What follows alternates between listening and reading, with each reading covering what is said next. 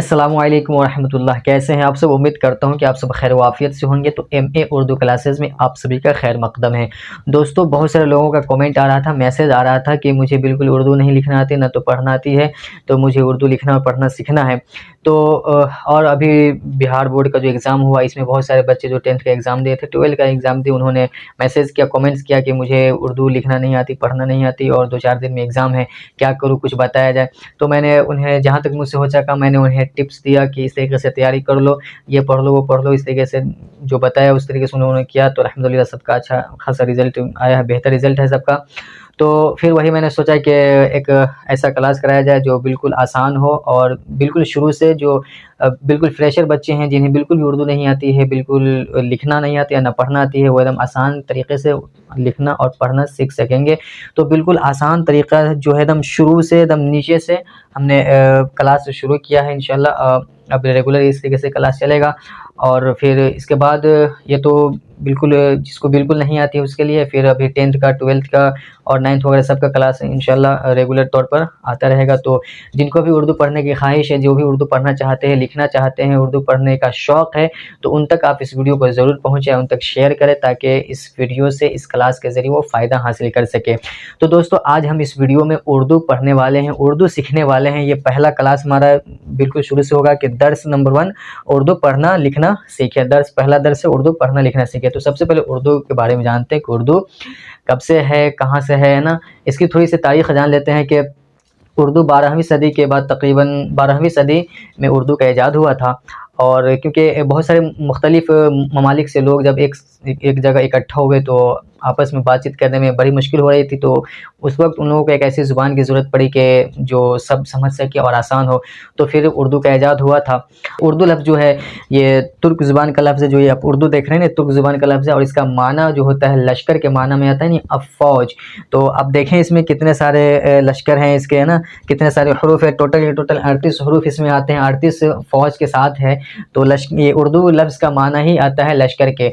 और इसकी बात की जाए कि उर्दू ज़ुबान बोलने वाले कितने हैं, तो 1991 ईस्वी के सर्वे के मुताबिक अगर देखा जाए, तो बताया गया है कि तकरीबन उर्दू ज़ुबान के बोलने वाले लोगों की तादाद जो है 10 करोड़ 60 लाख के तकरीबन है। और इस बिना पर ये ज़ुबान जो है पूरी दुनिया की बड़ी 9वीं ज़ुबान है, यानी 9वें नंबर पे सबसे बड़ी ज़ुबान, जो 9वें नंबर पे बड़ी ज़ुबान ये पूरी दुनिया में मानी जाती है। ख़ास तौर पर ये हिंदुस्तान की कई रियासतों में इस ज़ुबान को जो है सरकारी हैसियत भी हासिल है। और ये ज़ुबान जो है उत्तर प्रदेश में सबसे ज़्यादा बोली जाती है, उसके बाद फिर बिहार में, फिर महाराष्ट्र में, फिर आंध्र प्रदेश में, है ना। और अगर इन सब को मिला कर के पूरे ममालिक के, पूरे मुल्क के तादाद की बात की जाए कि पूरे मुल्क में कितने कितने लोग बोलने वाले हैं, तो तकरीबन 85% आते हैं विकिपीडिया के अनुसार। और दोस्तों, आप देखेंगे कि हिंदी में और उर्दू में कोई ज़्यादा अंतर नहीं है। हिंदी के कुछ अल्फ़ाज़ कुछ अक्षर जो है आपको उर्दू में मिलेंगे, है ना। तो इस तरीके से, लेकिन दोनों में थोड़ा-सा बुनियादी फ़र्क है, वो ये कि उर्दू जो है वो नस्तालिक़ रस्मुल ख़त में है, यानी इसका लिखने की इसकी जो शक्ल है, सूरत है, वो इस तरीके से लिखी जाती है। और हिंदी जो लिखने का पैटर्न है, हिंदी लिखने का जो तरीक़ा है, इसको देवनागरी करके रस्मुल ख़त कहा जाता है। तो ये उसकी शक्ल सूरत ये है, इस तरीके से लिखा जाता है। और फिर ये दोनों में बुनियादी फ़र्क है। और एक फ़र्क ये है कि ये उर्दू जो है, उर्दू ज़ुबान जो है, ये अपने साथ अरबी और फ़ारसी के अल्फ़ाज़ ज़्यादातर इस्तेमाल करते हैं। ज़्यादा क्या, अक्सर मतलब अरबी और फ़ारसी के अल्फ़ाज़ ही इसके अंदर इस्तेमाल होते हैं। और हिंदी में जो है संस्कृत के अल्फ़ाज़ इस्तेमाल होते हैं। तो बहुत सारे लोगों ने ये कहा कि हिंदी और उर्दू दोनों एक है। और अगर दोनों, हिंदी और उर्दू दोनों का एक ज़ुबान अगर मान लिया जाए कि दोनों एक ज़ुबान है, तो फिर ऐसे में क्या होगा कि ये ज़ुबान जो है पूरी दुनिया की चौथी बड़ी ज़ुबान हो जाएगी, है ना। तो ये है उर्दू ज़ुबान की मुख्तसर सी तारीख़। तो दोस्तों, उर्दू बहुत प्यारी ज़ुबान है, बहुत खूबसूरत ज़ुबान है। बोलने में भी अच्छी लगती है, सुनने में भी अच्छी लगती है, पढ़ने में भी अच्छी लगती है। इसके अंदर एक कशिश है, जब इसको पढ़ेंगे ना, तो ये अपनी तरफ खींचती चली जाती है लोगों को, है ना, कि और पढ़ने का शौक़ करेगा, और पढ़ने का दिल करेगा, और पढ़ते चले जाएँगे इसी तरीके से। और इसका ख़ास रोल जो है शायरी में देखें तो इसका बहुत ख़ास रोल है। अगर शायरी, आप किसी को उर्दू शायरी सुना रहे हैं और सामने वाले को अगर शायरी नहीं भी समझ में आ रही है ना, तो सिर्फ़ उर्दू की बिना पर, उर्दू के अल्फ़ाज़ की वजह से आपको दाद देकर चला जाएगा और आपकी वाह वाह करेगा कि वाकई में क्या शेर आपने सुना। भले उसको समझ में ना आए या ना आए, लेकिन वो आपने उर्दू में के जो अल्फाज आपने इस्तेमाल की इस वजह से। इसी तरीके से कोई शख्स 5 साल 6 साल जेल में रहा, फिर जब आपसे उसकी मुलाकात हुई तो आपने उससे कहा कि कैद खाने की घटाटोप तारीकियों ने तेरी शख्सियत में वो चमक बाकी ना रहने दी जो कभी थी। तो जब आप उस शख्स को इस तरीके से, इस अल्फाज से जब आप उससे बात करेंगे, इन अल्फाज के ज़रिए से, इस जुमला के ज़रिए से अब उस शख्स से आप बात करेंगे ना, तो उसके चेहरे पर जो 6 साल का शिकन है ना, 6 साल से जो उसके चेहरे पे मायूसी शिकन है ना, उस सब का सब ख़त्म हो जाएगा और बिल्कुल अच्छे अंदाज में आपको जवाब देगा कि हाँ भाई, बात तो सही है कि जेल में मेरी जो ज़िंदगी थी बिल्कुल बेकार हो गई है, मेरे हालात बिल्कुल ख़राब हो गए हैं जेल में जाने की वजह से। और फिर इसके बाद अगर वही शख्स आपसे मिला 6 साल 7 साल जेल से आने के बाद और आपने उसको ये कह दिया कि जेल ने तुम्हारी ऐसी की तैसी कर दी, जेल ने तुम्हारी ऐसी की तैसी कर दी, तो आपको कुछ जवाब नहीं देगा, जो उसके हाथ में मिलेगा उससे पहले आपका सर फाड़ेगा, है ना। तो यह उर्दू की खूबसूरती कि उर्दू के जब आप अल्फाज इस्तेमाल करेंगे तो चाहे सालों, जितने साल का उसके सर पे टेंशन है ना, दिमाग में टेंशन, सब का सब ख़त्म, और एक मुस्कुराता हुआ आपका जवाब देगा। तो ये उर्दू ज़ुबान बहुत प्यारी ज़ुबान है। तो आज हम सब इस क्लास में उर्दू पढ़ने वाले हैं, उर्दू सीखने वाले हैं। तो एकदम दिल जमाई के साथ, खुशू व खुजू के साथ बने रहिए साथ में, और उर्दू हम सब साथ में मिलकर लिखना पढ़ना सीखेंगे। तो अगर वीडियो अच्छी लगे तो दोस्तों के साथ शेयर करें, और जो लोग उर्दू लिखना पढ़ना सीखना चाहते हैं उन तक तो ज़रूर शेयर करें, और ख़ास तौर से जिनका बोर्ड एग्ज़ाम होने वाला है उन तक भी इस वीडियो को आप ज़रूर शेयर करें। तो दोस्तों, वीडियो ज़्यादा लंबी ना हो जाए, तो चलिए क्लास को अब शुरू कर लेते हैं।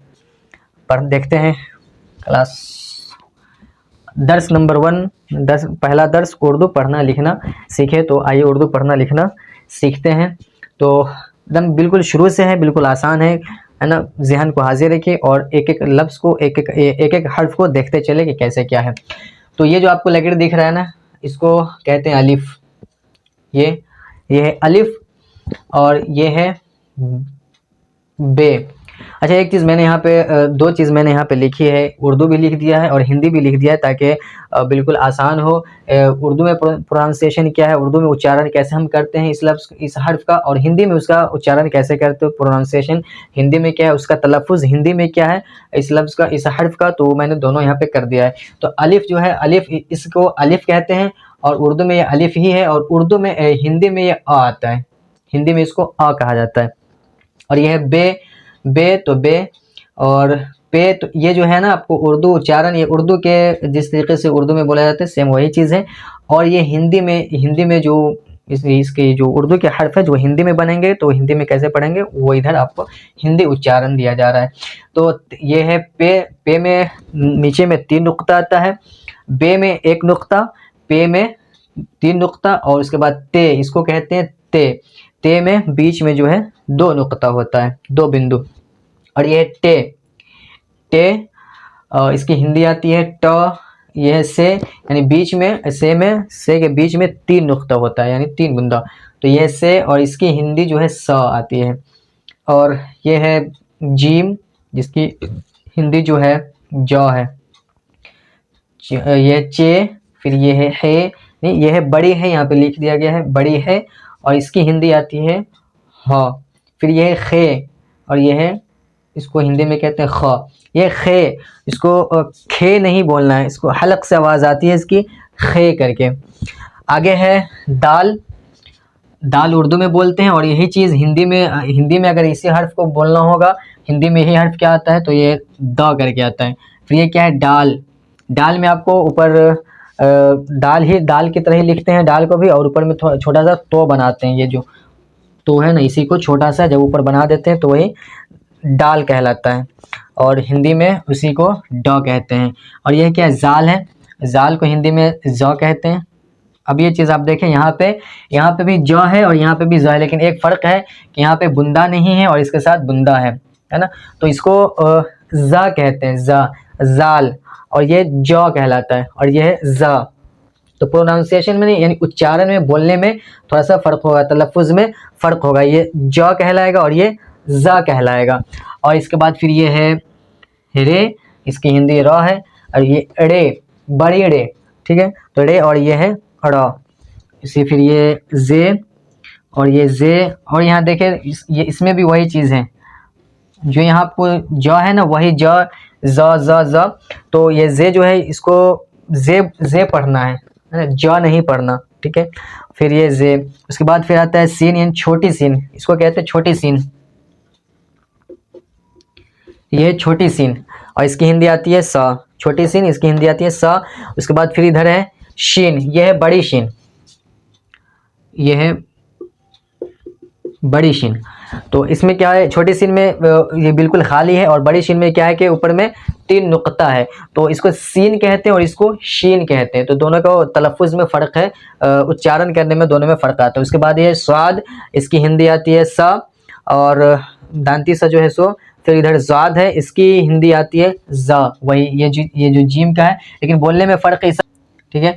और उसके बाद फिर आता है तो की हिंदी आती है ता, और फिर है जो, तो जो की भी हिंदी है जाही, ठीक है ना। उसके बाद फिर है आयन, आयन इसकी हिंदी आती है अ।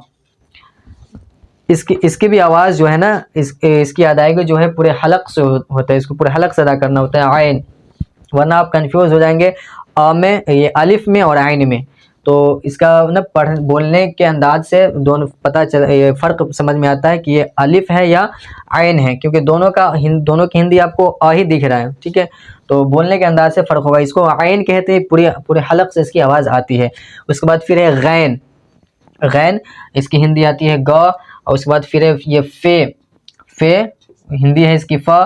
फिर ये काफ, इसको लिखा बड़ी काफ, यह है बड़ी काफ, यानी फे की तरह गोल शक्ल होती है, इसमें 2 बूंदा होता है, तो इसको कहते हैं काफ। और इसकी हिंदी जो है ये क आती है, लेकिन इसमें क्या है, एक बूंदा लगा होता है क, ठीक है। उसके बाद फिर है ये काफ, ये है छोटी काफ, काफ बड़ी काफ जो है हलक से बोलते हैं काफ, है ना। और उसके बाद इसकी हिंदी है क, लेकिन इसमें बुंदा लगा हुआ है, तो क की पहचान हो जाएगी। उसके बाद फिर क्या है काफ, काफ है, ये छोटी काफ है, तो इसकी हिंदी जो आती है क ही आती है। तो अच्छा, एक चीज़ यहाँ पे मैं क्लियर कर दूं कि जितने हरूफ इसमें आपको दिख रहे हैं नुक्ते वाले, तो उसके जितने हिंदी में हिंदी हर्फ है, हिंदी का जितना अक्षर है उसमें भी नुक्ता आएगा, सिवाय कुछ हर्फ के। जैसे यहाँ पे देख लीजिए जीम, तो जीम में नुक्ता है, लेकिन जीम का जो हिंदी बना ज, इसमें नुक्ता नहीं है। इसी तरीके से हे में नुक्ता नहीं है, लेकिन हिंदी में उर्दू में नुक्ता नहीं है, लेकिन हिंदी में नुक्ता है। ये 2 हर्फ। इसके अलावा आप देख लीजिए खे में नुक्ता है, तो हिंदी का ख जो लिखा है इसमें भी नुक्ता है। उसके बाद यहाँ जाल उर्दू का लिखा है, तो जाल के ऊपर नुक्ता है, तो यहाँ ज में भी नुक्ता है, ठीक है। और उसके बाद फिर यहाँ जे में भी देख लीजिए, जे में नुक्ता है, तो इसका हिंदी में भी नुक्ता पड़ा है, यहाँ भी वही चीज़ है, ठीक है। और यहाँ तो इसमें तो नुक्ता है, तो ये तो अलग है। हिंदी में भी इसकी तलफ़ुज़ जो है, इसका तलफ़ुज़ जो है शाही आता है ना, तो इसमें नुक्ते की ज़रूरत नहीं है। उसके बाद यहाँ साद है, तो साद की उर्दू में नुक्ता नहीं है, लेकिन यहाँ हिंदी में नुक्ता पड़ा है। तो 3 हर्फ मिले जो अलग हैं। यहाँ जीम में नुक्ता है, और उर्दू में नुक्ता है, और हिंदी में नुक्ता नहीं है। और उर्दू के हे में नुक्ता नहीं है, लेकिन हिंदी में नुक्ता पड़ेगा, क्योंकि फ़र्क करना है। इधर भी आपको हे मिलेगा, ठीक है। और उसके बाद फिर यहाँ देख लीजिए गैन में नुक्ता है, तो यहाँ ग में भी नुक्ता पड़ा। फे में नुक्ता है, तो फे में भी नुक्ता, काफ में नुक्ता, लेकिन यहाँ पे यहाँ इस काफ पे नुक्ता नहीं है, इसलिए यहाँ पे नुक्ता नहीं पड़ा है। उसके बाद फिर देख लीजिए इस गाफ में नुक्ता नहीं है, तो इधर गाफ में नहीं पड़ा। और तो फिर ये गाफ है, इसको पढ़ते हैं गाफ, और हिंदी में इसका ग आता है ग। और लाम, तो इसका लाम, और इसकी हिंदी में ल, ये हिंदी में ल है। और जैसे यहाँ पे देखिए ये गाफ है ना, गाफ ग, तो यहाँ पे ग पढ़ रहे हैं और इसको पढ़ रहे हैं ग, ये हलक से इसकी आवाज़ आ रही है ग, गैन है ना। तो इसमें बुंदा है और इसमें बुंदा नहीं है, तो दोनों के तलफ़ुज़ में फ़र्क होगा। ये ग है, इसको पढ़ते हैं ग, और इसको पढ़ते हैं ग, ठीक है। उसके बाद फिर लाम, और लाम उर्दू में है, तो हिंदी में इसको कहते हैं ल। फिर मीम, तो माँ, और नून, इसको नून पढ़ते हैं, हिंदी में ये ना आता है, एक ये ना हो या फिर ये वाला ना हो, ठीक है, दोनों ना, ठीक है। उसके बाद फिर है वाव, तो उर्दू में वाव है, तो हिंदी में ये वाह है। उसके बाद फिर ये है हे, हे है, छोटी हे इसको कहते हैं हे, तो इसकी हिंदी जो है ह आती है। ठीक है, तो यहाँ पे जो उसके बाद फिर यहाँ पे फ़र्क दोनों में करना है, क्योंकि ये भी हे है वो और वो भी हे है, तो इसमें फ़र्क आपको कैसे करना है कि उसमें नुक्ता है हिंदी वाले में और बुंदा उसमें लगा हुआ है और इसमें बुंदा नहीं लगा हुआ है। यहाँ पे देख लो बुंदा नहीं लगा हुआ है। ठीक है, तो और दोनों का बोलने का अंदाज़ जो है दोनों का अलग होगा, उसको हे कहते हैं और इसको हे कहते हैं। ठीक है, ये है दो चश्मी है, इसकी भी हिंदी ह ही आती है। उसके बाद फिर ये है हमज़ा और इसकी हिंदी आती है अ, और ये है ये और ये है ये और इसकी हिंदी य। तो ये है पूरे हरूफ और इसको हरूफ तहज्जी कहा जाता है। अच्छा, एक बार पूरा मैं उर्दू में ही इसको पूरा पढ़कर बता दूं कि अलिफ बे पे ते टे से जीम चे हे खे दाल डाल जाल रे रे जे सीन शीन स्वाद गाद या फिर जादी बोले, फिर तो जो आइन गैन फे काफ काफ गाफ लाम मीम नून वाव है, चश्मी है हमजा ये। तो इस तरीके से इसको हमें पढ़ना है। और आपके सामने अगर कोई इस तरीके से भूल जाए कि डायरेक्ट उर्दू को देख करके नहीं पढ़ पाएंगे, तो उनके लिए यहाँ पे सामने उर्दू उच्चारण यहाँ पे जो इसके नीचे आपको सामने में लिखा हुआ है हिंदी में कि बे जो है बे कैसे लिखा पढ़ना है ना। तो इस तरीके से आप इसको देख करके पढ़ेंगे। साथ में इसको आपको प्रैक्टिस करना है ना, बिल्कुल लिखना है कि जब भी आपको बोला जाए कि हे लिखो तो फ़ौरन आप लिख दें। इस तरीके से आपको याद करना है। ठीक है, और इसको शुरू में ब, जैसे यहाँ पे आपको यहाँ ब दिख रहा है ना, ब प का प पे का प, तो आपको ब प त ट अभी नहीं पढ़ना है, क्योंकि इसके ऊपर अभी और भी कुछ लगने हैं, अभी खाली नहीं रहेगा। ब प त ट तब पढ़ा जाएगा जब इस पे ज़बर लगेगा, है ना। तो अभी ज़बर का जो ज़बर ज़ेर पेश और जज़म वगैरह का की जो बात होगी वो नेक्स्ट वीडियो में दूसरे क्लास में बताएंगे। अभी यहाँ पे आपको अलिफ बे पे ते करके ही पढ़ना है। यहाँ पे सिर्फ समझने के लिए मैंने ब प त भी लिख दिया कि हिंदी में कैसे होता है। ठीक है, तो आपको अच्छे तरीके से इसको याद भी करना है और प्रैक्टिस भी करना है लिखने का कि ये लिखा कैसे आता है, इसकी शक्ल कैसे बनती है। जिस तरीके से आप ABCD को याद किए होंगे और रटे होंगे और फिर आपसे पूछा गया होगा कि ए लिखो तो आपने फ़ौरन लिखा हुआ है, सी लिखो तो फ़ौरन सी लिख दिया, है ना, एकदम माइंड में छप गया है। तो इसी तरीके से इसको आपको माइंड में छापना पड़ेगा कि जैसे ही इसका हर्फ सामने आए, कोई कहे कि जीम लिखो तो आपको सोचना नहीं पड़े कि जीम कैसे लिखा जाता है, फ़ौरन आपको जीम लिख देना है। ठीक है, इसी तरीके से सारे हरूफ को आपको एकदम रट जाना है और एकदम जहन में छाप लेना है और बगैर झिझक उसको आपको लिख देना है। तो आज की वीडियो में बस इतना ही। हमने पूरे हरूफ तहज्जी पढ़ लिया और ये पूरे 38 हरूफ है हरूफ तहज्जी उर्दू के, जिसको हिंदी के साथ हम सब ने पढ़ने की कोशिश की, समझने की कोशिश की। उम्मीद है कि समझ में आया होगा। नहीं तो आप कमेंट में पूछ सकते हैं, मैसेज भी कर सकते हैं, जो जिस तरीके से आपको सहूलियत समझ में आए उस तरीके से आप समझ सकते हैं। उसके बाद फिर इंशाल्लाह नेक्स्ट वीडियो जो होगा होगी जो, तो उसमें हम इस पे एराब लगाएंगे, ज़बर ज़ेर पेश को लगा करके पढ़ेंगे कि उसके साथ हम कैसे पढ़ते। उसके बाद फिर मात्रा वगैरह जो हिंदी में है ना, वो मात्रा वगैरह फिर उसके साथ हम वो उस चीज़ों को भी देखेंगे। तो आज के वीडियो में बस इतना ही, आज की क्लास में इतना ही। अगर वीडियो अच्छी लगे तो लाइक करें, चैनल को सब्सक्राइब करें और उन लोगों के साथ शेयर करें जिन्हें उर्दू पढ़ने के जो भी उर्दू पढ़ने की ख्वाहिश रखते हैं, उर्दू पढ़ने के, उर्दू सीखने का जिन्हें शौक़ है। और ख़ास तौर से ये चैनल उन तक पहुँचाए जो बिहार बोर्ड से ताल्लुक़ रखते हैं, बिहार बोर्ड से अपनी तालीम पूरी कर रहे हैं और उनका सब्जेक्ट उर्दू है। तो और इंशाल्लाह अब के बाद से ये रेगुलर क्लास होगा, साथ में 9th 10th और 11th 12th सबका क्लास होगा प्रॉपर तरीके से। तो उन सब जो भी 10th 12th वाले हैं सब तक उन तक भी आप इस वीडियो को पहुँचाएं, इस चैनल को पहुँचाएं, ताकि आने वाले क्लास से भी फ़ायदा हासिल कर सकें। इंशाल्लाह बहुत जल्द 10th वालों के लिए भी क्लास आएगा। तो आज की वीडियो में बस इतना ही। तो हंसते रहिए, मुस्कुराते रहिए, खुश रहिए और फिर अब मिलते हैं नेक्स्ट क्लास में। अल्लाह हाफिज़।